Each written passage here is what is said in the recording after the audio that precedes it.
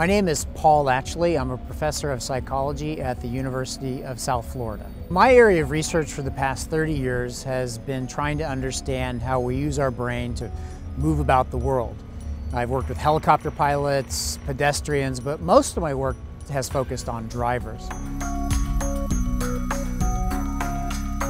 Daydreaming while driving should be a concern to everyone because despite the fact that driving has become, on average, safer over time, it is still the single riskiest thing that we do.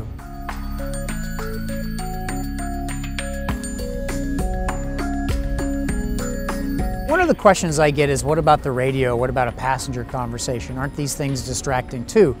Don't they occupy your brain? And the answer is yes, absolutely they occupy your brain.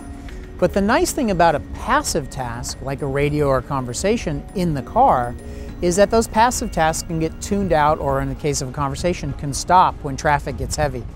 Probably all of us have had the experience of listening to a program and then 10 minutes later we recognize, I don't remember anything from that radio program. What happened there was your brain recognized that there was some need to really pay close attention to the environment around it.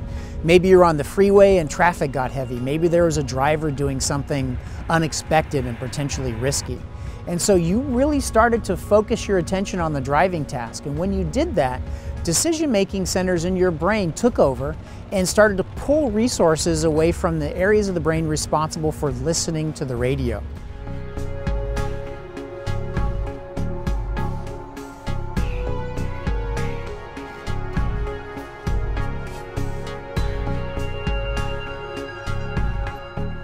The bottom line is that a conversation on a cell phone is very different than a conversation with a passenger. Sure, they both occupy your brain, but that cell phone conversation isn't going to stop when traffic gets heavy, whereas the conversation with the passenger will. Plus, because that person's in the car with you and they're at risk too, they'll actually help you spot hazards that you might otherwise miss. So they might help you spot that deer that's getting ready to cross the street, or that driver that's getting ready to pull in front of you unexpectedly.